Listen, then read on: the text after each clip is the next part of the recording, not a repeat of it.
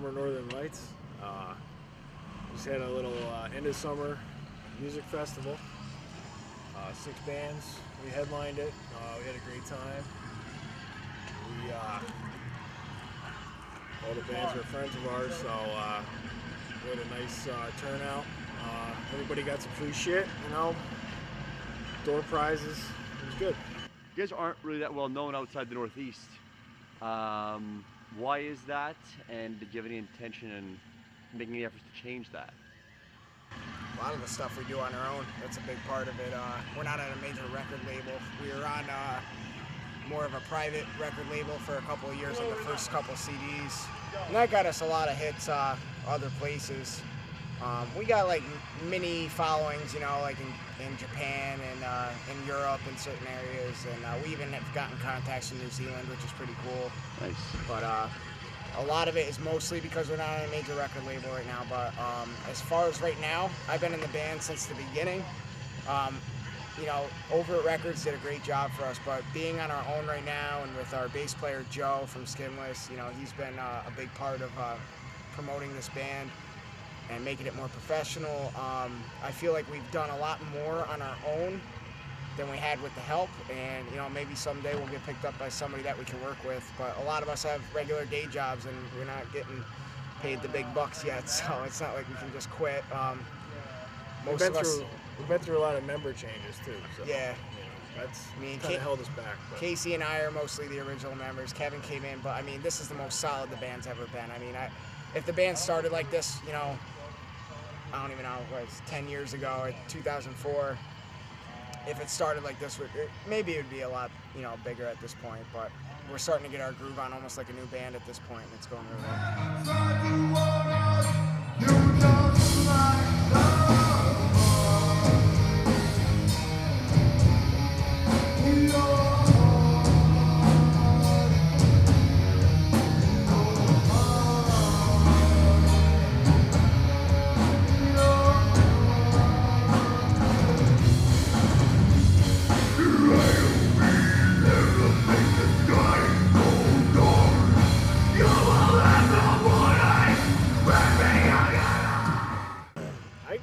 Influence from bands like Gojira,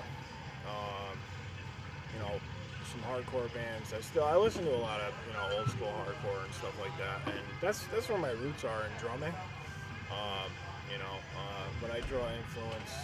The band draws influence from all 4 of us because we all like different styles, you know, and we all bring something to the table. Guitar-wise, I mean, like I'm into the down and crowbar type styles. But then I get into the faster metal, and sometimes it's hard for me to write for this band because I like to go really fast. But and Kevin's from a band that used to go really fast, and now he wants to go slow. So we're kind of wanting to go opposite directions, but what we're meeting in the middle is like really working right now, which is awesome. And good. That's all I got. It's all good. Mike Gregoire. Yep, Gregory. Yeah, Gregory. Yep. Gregoire in Canada. Exactly, yeah. It fills up your phone books up there. Yeah, a lot of Gregoires up in Canada. Yeah, we Americanized it a long couple generations ago. Right. The role that he played in your band, and what people should know about him, because he wasn't here tonight, obviously. He was my older brother. When I was younger, he introduced me to Casey at a very young age. Casey was like the crazy uncle that you didn't want to talk to, but ended up talking to him, and he ended up being a great guy and very talented. But as far as Mike went, I remember, you know, listening to him jam with a lot of the people Kevin have jammed with over the years. It was almost funny that we never crossed paths before. Just the people we all know were the same, you know, and it was almost like meant to be to, you know, get everybody together. But Mike was very big in making me get into the music. I actually couldn't stand a lot of the stuff he was listening to when I was growing up, and then he brought me to my first show, which was a show Kevin was actually playing at, but I was probably like 12 years old, no lie. It was an all-ages show, and I got thrown in the mosh pit, hit in the face 3 times, and never stopped trying to play since, and gave me my first guitar.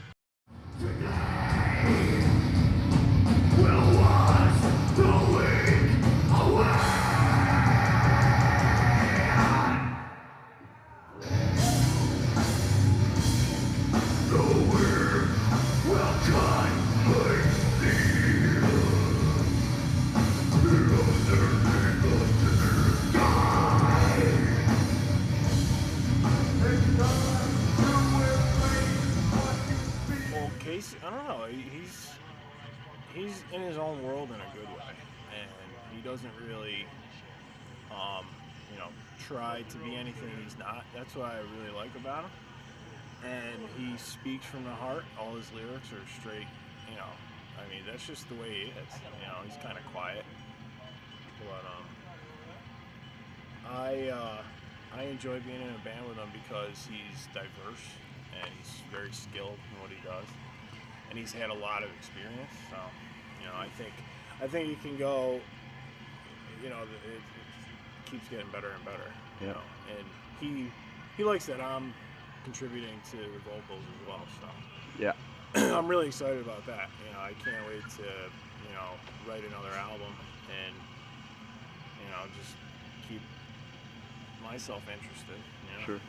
What are some of the struggles that you guys have overcome over the years, personally, professionally, family-wise? Things you guys have overcome that's made your skin thicker and made you wiser. And Well, I personally, the biggest thing with me was losing my brother. That was hard. There was a time when I didn't even want to pick up the guitar again, and good thing I had good friends at the time, because this wouldn't be possible without them.